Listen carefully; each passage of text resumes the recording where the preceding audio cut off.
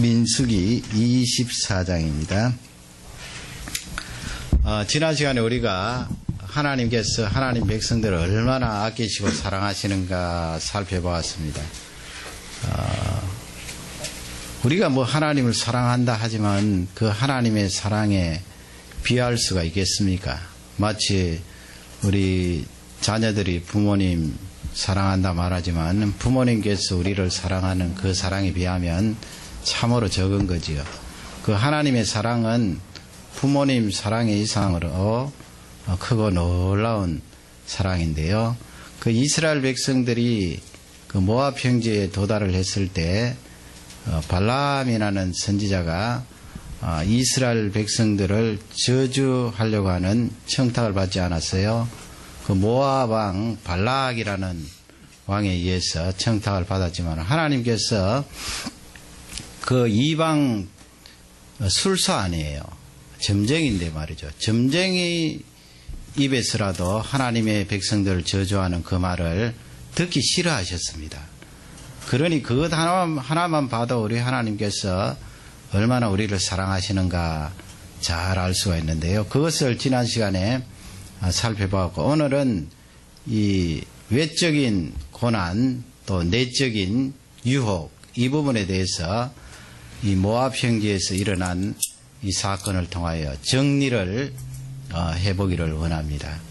내적인 유혹과 외적인 고난 우리 하나님의 백성들이 어느 쪽을 더 잘 견디고 이길 것 같습니까? 그 부분에 대해서 이 말씀을 통하여 교훈을 삼기를 원합니다. 24장 25절 한번 보세요.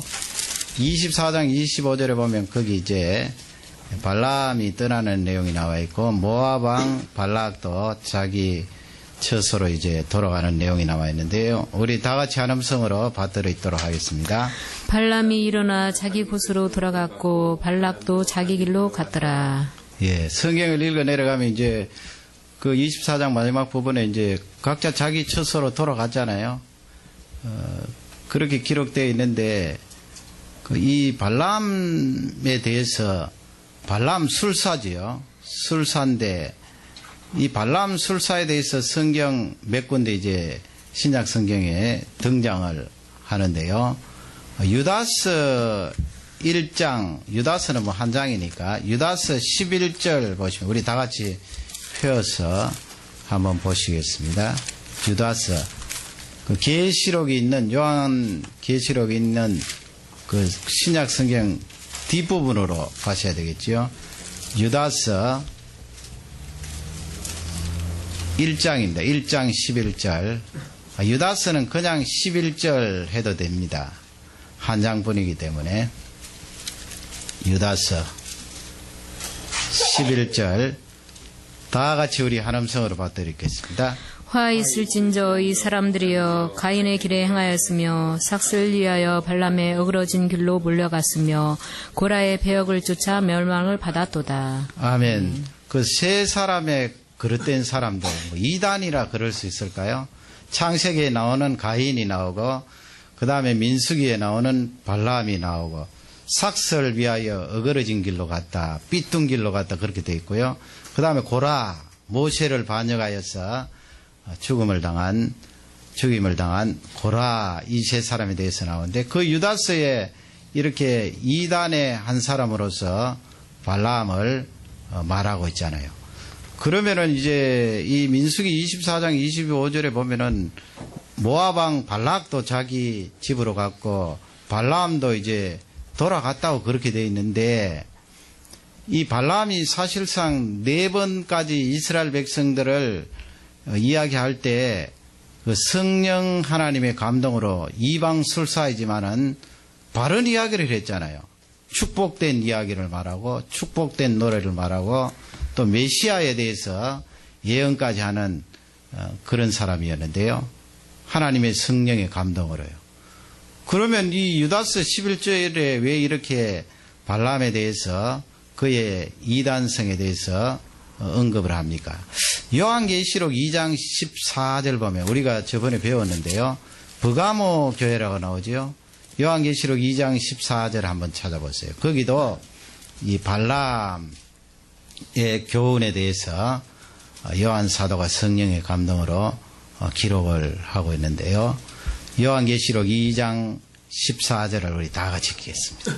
그러나 내게 두어 가지 책망할 것이 있나니 거기 내게 발람의 교훈을 지키는 자들이 있도다. 발람이 발락을 가르쳐 이스라엘 앞에 올무를 놓아 우상의 제물을 먹게 하였고 또 행음하게 하였느니라. 예, 발람의 교훈이 나오죠. 발람의 교훈이 나오고 올무를 놓았다 그런 말씀이 덫을 놓았다는 말씀이고요. 그 다음에 거기에 우상의 제물을 먹게 했고 음행하게 했다 그렇게 나왔는데 거기에서도 발람의 잘못된 교훈, 틀린 교훈, 진리가 아닌 그런 것들 요한 사도가 버가모 교회를 향하여서 그렇게 지적을 합니다. 그러면 성경 민수기 24장 25절에 보면 각자 자기 집으로 돌아갔고 또 발람은 원래 제물은 탐했지만은 그 성령의 감독으로 4번이나 이스라엘 백성들을 축복하고 메시아까지 예언을 했는데 왜 신약 성경이 이렇게 언급을 하고 있는가? 그것은 우리가 민수기나 여호수아에 나와 있는 말씀들에 대해서 정확히 알지 못해서 그렇습니다. 민수기 31장으로 가보세요. 민수기 31장 8절이에요. 31장 8절에 보면 발람이 이제 죽임을 당합니다. 왜냐하면 하나님께서 이 미디안 족속들을 괘씸하게 생각하셨어요. 뭐 오늘은 지도를 안 갖고 왔습니다만은 그 미디안 하면 여러분 잘 아시죠? 어느 지역인지?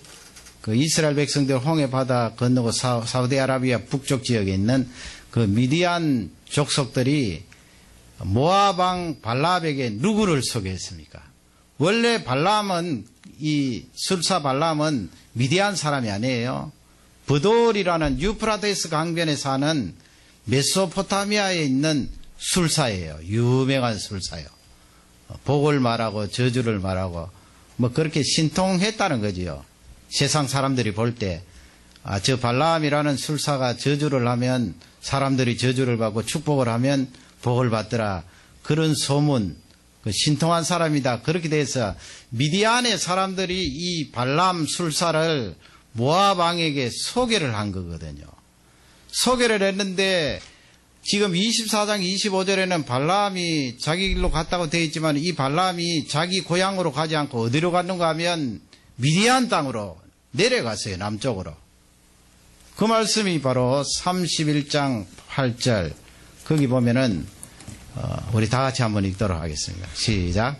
그 죽인 자 외에 미디안의 5왕을 죽였으니 미디안의 왕들은 에이와 레겜과 수루와 흐루와 레바이며 또 부월의 아들 발람을 칼로 죽였더라. 예, 거기 나오죠. 발람이 나옵니다. 부월의 아들 발람을 칼로 생명을 빼앗았다. 하나님께서 미디안 백성들을 괘씸하게 생각하셔서 미디안 백성들을 치게 하셨어요. 그래서 이스라엘 백성들이 대승리를 거두고 거기 다스도 왕을 또 생명을 빼앗고 그 가운데 이 발람 술사를 죽이는 내용이 나와 있는데 발람이 그때 24장 25절에 미디안 땅으로 가서 거기 거하였던 거예요. 거기 거하면서 무엇을 했느냐? 그게 바로 31장 16절에 있어요. 그 내용은 정확하게 우리에게 발람이 거기서 뭘 했는가 알려주고 있는데 이것을 잘 아셔야 돼요. 31장 16절을 다 같이 읽겠습니다.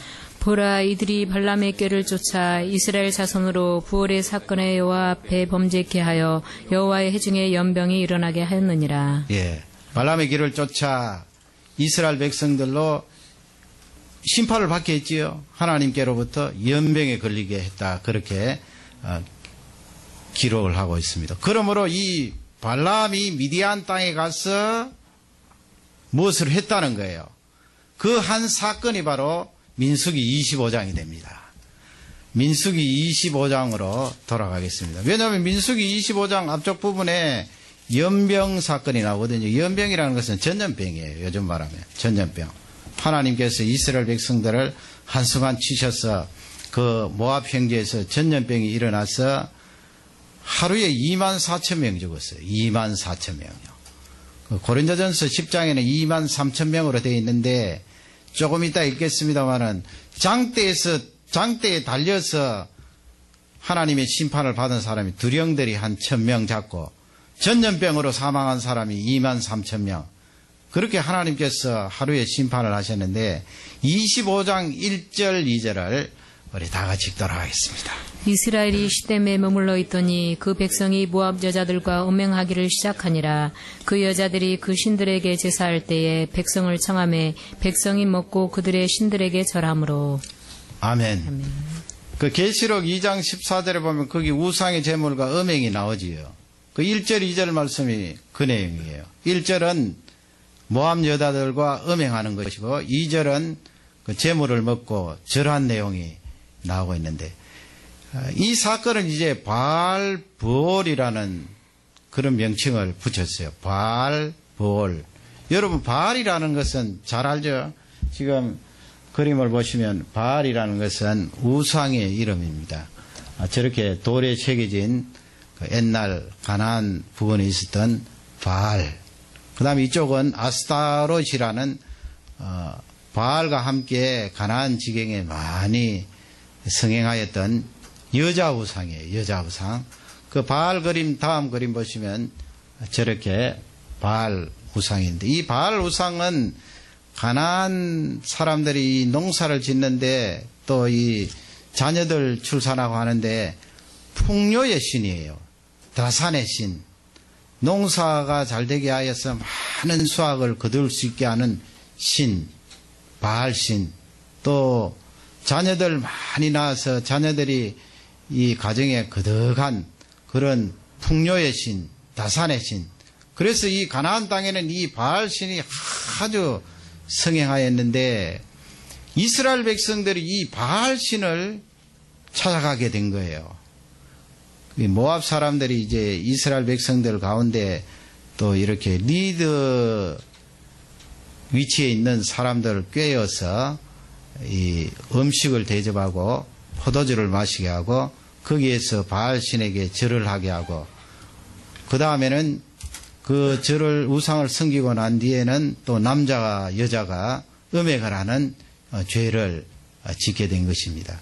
저 바알신 자체가 풍요와 다산의 신이기 때문에 저 사람들은 우상에게 절하고 나서 제사를 지내고 나서 반드시 남자와 여자가 그 신전 안에서 죄를 지어요. 그렇게 하면 이 우상이 기쁘게 우리의 제사를 받으신다 그래서 죄를 짓잖아요. 그러니 이 우상을 섬긴다는 것은 두 가지 연결해서 첫째는 하나님 앞에 배신하는 거 아니에요. 다른 신을 섬기지 말라 그랬는데 우상을 섬기는 것이고 또 하나님께서 가정을 주셨는데 그 가정을 떠나서 신전 안에서 음행의 죄를 짓는 그런 큰 죄를 모압 행지에서 저지르게 됩니다. 그러면 이렇게 이스라엘 백성들이 우상 섬기고 음행의 죄에 빠지게 된 것은 바로 발람의 술책이에요. 발람이 말이죠. 하나님의 영의 역사를 받을 때는 자기가 자기 마음대로 못했잖아요. 그러니까 자기의 마음의 통제를 받았다는 거예요. 하나님의 성령의 강한 역사가 있으니까 자기는 돈이 탐이 나서 이스라엘 백성들을 저주하려고 했지만 하나님의 성령이 주장하니까 축복의 말이 막 나갔잖아요. 그런데 이제는 하나님의 성령이 그를 떠나죠. 당연히 떠나지요. 거기에 머물러 있을 리가 있습니까? 재물을 탐하고 이방의 그 잡신들을 가지고 점을 치는 사람에게 왜 성령 하나님 머물겠어요? 떠나니까 이 사람이 이제 자기 본심으로 돌아온 거예요. 본심으로 돌아오니까 재물에 탐이 나서 다시 미디안 땅으로 내려갔고 그 미디안 땅에서 미디안 사람들과 의논해서 모압 왕에게 이스라엘 백성들을 저주받게 할 수 있는 그것을 가르쳐 준 거예요. 그 내용이 무엇입니까? 그 내용이 바로 이스라엘 백성들을 꼬여서 초대를 하고 음식을 대접하고 바알 우상에게 절하게 하고 그 절하고 난 뒤에는 다시 음행의 죄를 짓게 하면 그 사람들은 틀림없이 유혹을 받아 넘어질 것이다. 이 발람의 이 전략이 딱 들어맞은 거예요. 그래서 모압 왕이 그것을 듣고 이스라엘 백성들을 공격을 했는데 외적으로 공격한 게 아니죠. 이스라엘 백성들에게 고난을 주고 전쟁을 일으켜서 그들을 죽게 하는 것이 아니고 내적으로 사실은 공격한 거예요. 내적으로 유혹을 받게 해서 그 유혹에 넘어지게 하는 그 전략을 사용하여서 모압 왕 쪽에는 대승리를 거둔 것이고 이스라엘 백성들은 유혹에 넘어졌기 때문에 큰 실패를 하나님 앞에 겪게 되는 것인데 하나님께서 얼마나 속상해 하셨을까요? 24,000명 하나님께서 그 땅에서 심판을 하는데 그러기에 여러분 이렇게 이스라엘 백성들이 유혹을 당하게 한 그 미끼를 제공한 사람이 바로 발람이에요. 그러니 신약 성경에 그렇게 등장을 하죠. 이단이잖아요. 여기서 우리에게 주시는 말씀은 우리가 신앙생활 하는데 외적으로 어려움을 당하고 고통을 당하고 고난을 당한 그런 것은 어지간하면 뚫고 나갈 수가 있어요. 그 이상하지요. 그러나 중요한 것은 우리 내적으로 유혹을 받아서 그 유혹에 넘어지는 경우가 훨씬 많다는 것을 우리에게 알려주고 있어요. 그러니 나에게 지면 안 되는 거예요. 지금 올림픽 하고 있지만은 그 선수들이 어떤 게임이든지 마음에서 지면 외적으로 이길 수가 없어요. 점수차가 많이 벌어져서 야 이제 더 이상 회복하지 못할 거야. 그렇게 생각하면 그 다음부터는 안 되는 거예요. 그 내적으로 바로 쓰고 일어서고 내적으로 승리한다는 것이 그토록 중요해요. 이스라엘 백성들이 내적인 공격에 지금 당하고 있잖아요. 졌어요. 큰 실패를 겪었어요. 그것을 이 민수기 25장 또 발람 사건을 통하여 우리에게 잘 알려주고 있습니다. 성령 하나님께서 우리를 도와주시고 내적인 유혹도 이길 수 있도록 하시지만은 우리에게 많은 책임이 있다는 것을 잘 알려주고 있습니다. 누구라도 마찬가지입니다.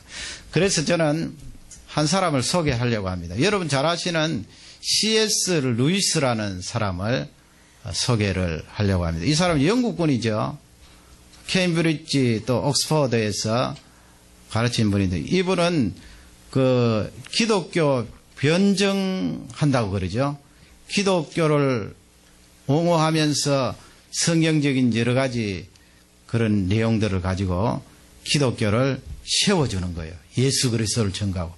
그런 신학자고 철학자인데 저분이 왜 나니아 연대기라는 그런 책을 만들었잖아요. 그 책도 좋고 사실은 그 나니아 연대기 안에는 기독교적인 그런 메시지가 다 깔려 있다고요.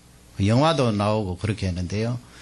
그 내용을 잘 알고 보면은 기독교적인 메시지가 판타지지만은 다 숨어져 있어요. 그러니 이분은 그런 영역에 있어서는 천재예요. 그리고 이분의 책은 거의 다 읽으셔도 괜찮아요. 우리 한국에 번역된 서적들이 많은데 그냥 볼 것도 없이 이분의 책이라면 읽으시면 돼요. 아니 신학자, 철학자가 저술한 책을 우리가 읽을 수 있을까? 아니에요. 이분의 책은 굉장한 거기에 의미가 있고 우리의 이 영성을 높여주는 그런 내용들이 있는데 오늘 소개할 내용은 이분의 책 가운데 그런 책이 있어요.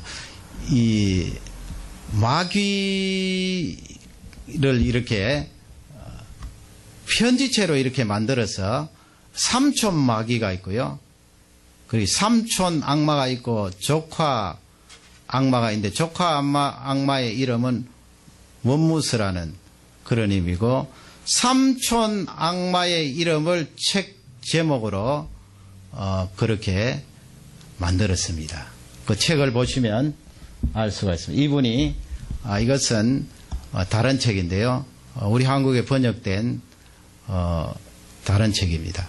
그 다음에 보시면 이 책이 스크루 테이프 레터라는 그런 책인데 우리 한국말로도 번역되어 있습니다. 스크루 테이프의 편지 C.S. 루이스 그렇게 되어 있는데 여러분 철학자고 신학자지만 이분의 이 책을 읽으면 그 다음부터는 이분의 책을 책 좋아하시는 분은 계속해서 읽지 않을 수가 없어요. 그만큼 이 책 내용이 우리의 이 내면 세계를 두드려주고 또 우리가 사단과 이 악한 영들에 대한 그 정체를 말씀을 통하여 많이 들었지만은 그렇게 나에게 적용을 시켜가면서 꼬집어주는 내용은 별로 없어요. 이 책이 그토록 우리의 내면을 두드려주는 내면적인 유혹에 대해서 알려주는 귀한 책인데 꼭 자녀들과 함께 읽어보시기 바랍니다. 삼촌 마귀와 조카 마귀가 이제 편지를 왔다 갔다 하면서 이 책을 서술하고 있는데 문학적으로도 아주 상당히 수준이 높아요. 그 내용이 이제 31가지예요.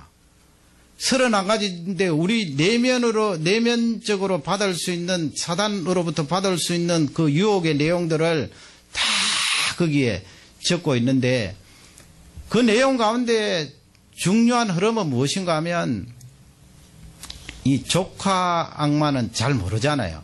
여기에 등장하는 조카 악마는 잘 몰라요. 여기서 이제 등장하는 인물들이 원수라는 그런 명칭으로 등장하는데 그 원수는 바로 예수님을 가리켜요. 이분이 그런 기발한 아이디어를 가지고 작품을 썼는데 지금 주인공들이 사단이니까 말이죠. 그 사단이 말하는 대적과 원수는 예수 그리스도예요.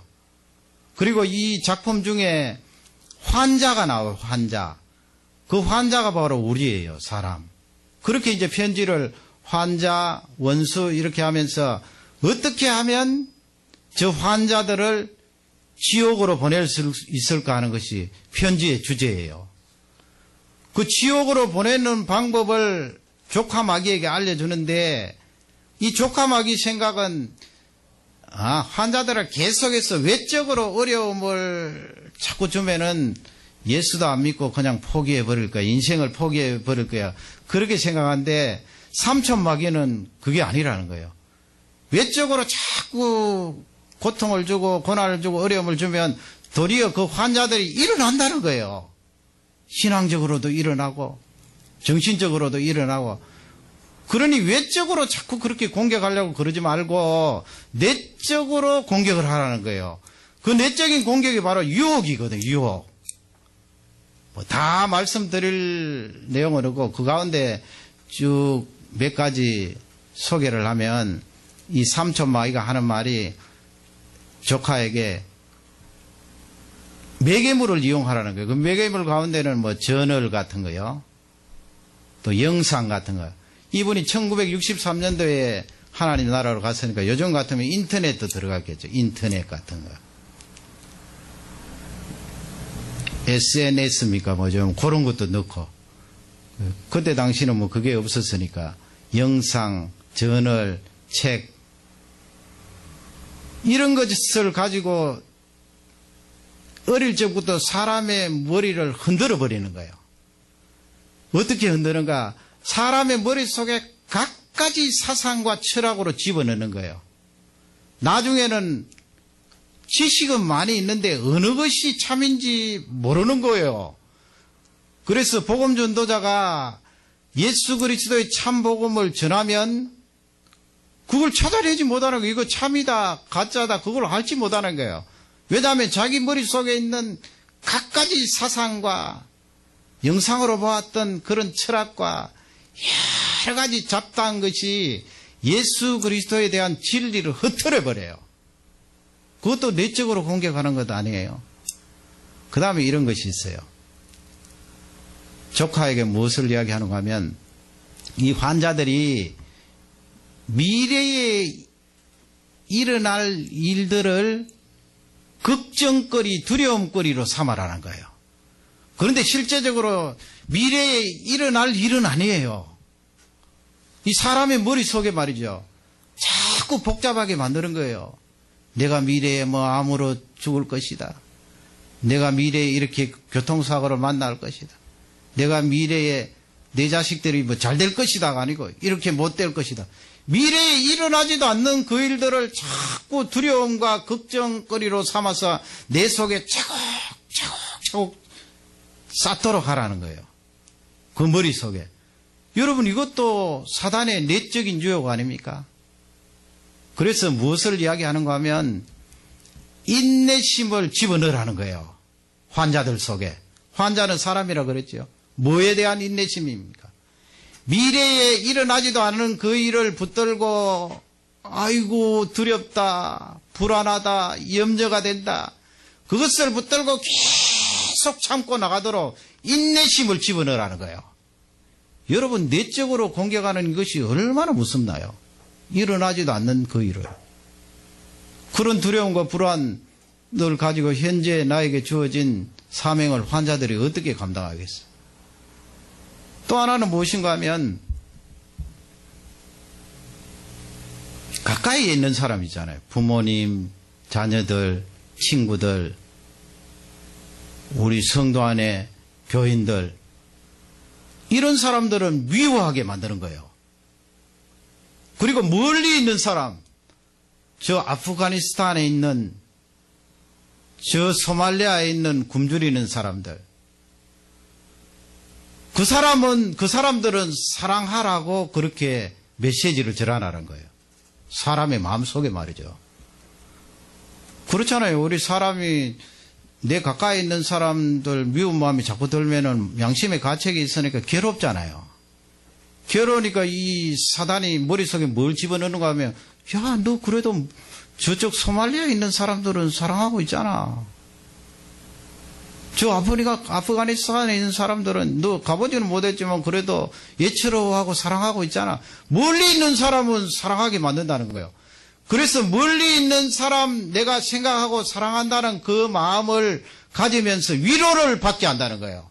아, 나도 지금 현재 가까운 사람을 미워하고 싫어하고 있지만은 멀리 있는 저 사람들을 사랑하고 있기 때문에 나 그래도 사랑을 실천하는 사람이야.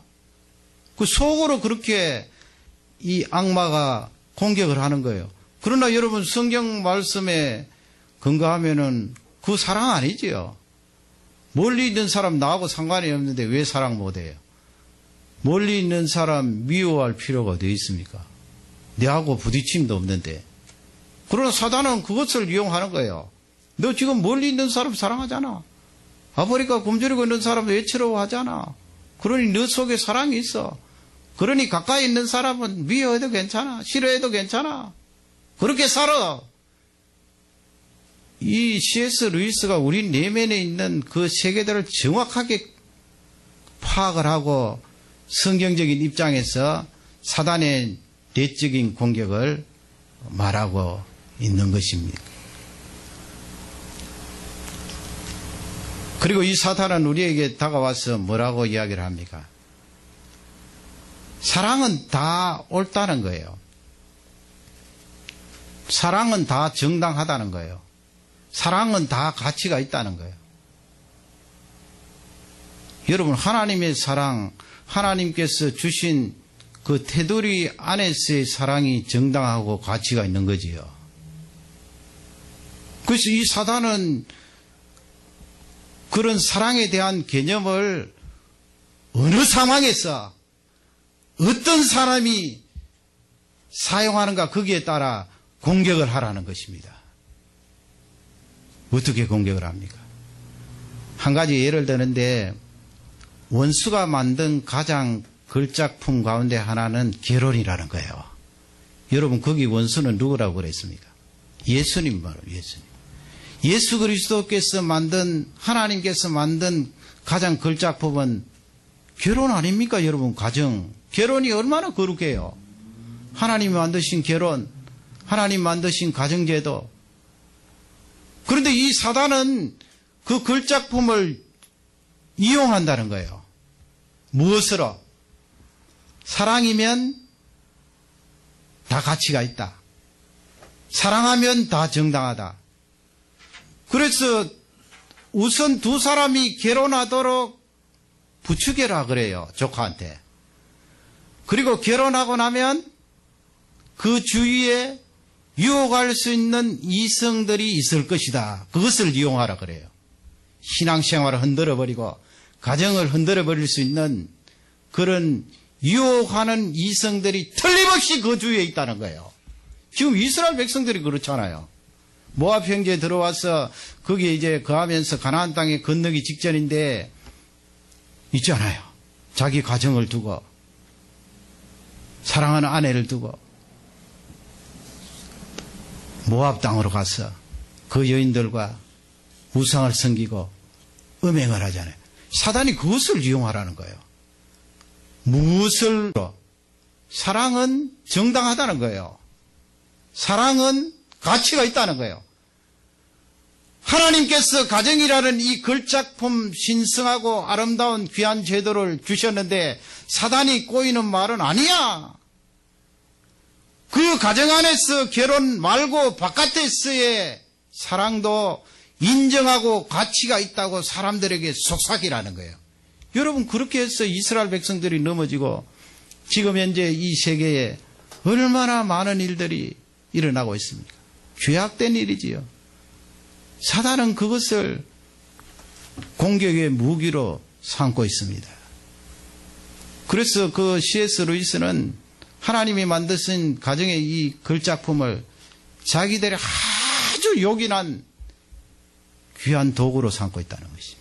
가정을 이탈하게 만들고 가정을 벗어나서 사랑하도록 만들고 이스라엘 백성들처럼 음행하도록 그렇게 죄를 짓도록 유혹을 한다는 것입니다. 그 외에도 많이 있는데요. 하나님께서 우리에게 주시는 귀한 말씀은 너희들 내면에서 맞이하는 그 유혹들을 항상 조심하라는 말씀이에요. 누가 장담을 할 수가 있습니까? 음행의 죄뿐만 아니고요. 내가 나 자신에게 져버리면 하루라도 생활하기가 어렵잖아요. 헤매잖아요. 하루 종일 헤매잖아요. 내 속에 슬픈 감정이 들어오고 슬프지도 않은데 말이죠. 상황은 슬프지도 않은데 슬픈 감정이 들어오고 두려움이 들어오면 그거 져버리면 하루 종일 실패하는 거예요. 그것을 하나님께서 우리에게 가르쳐 주시면서 외적인 고난은 도리어 기도하고 말씀으로 이길 수 있는 그런 성도들이 많지만은 내적인 공격에 넘어지는 경우가 너무나 많음을 우리에게 알려주고 있습니다. 이 바알볼 사건을 통하여 내적으로 말씀으로 무장하고 기도로 강화해지고 성령 하나님의 도움으로 늘 승리하고 이기는 귀한 종들이 되시기를 주님의 이름으로 축원합니다. 다 같이 기도하겠습니다. 우리 말씀을 생각하며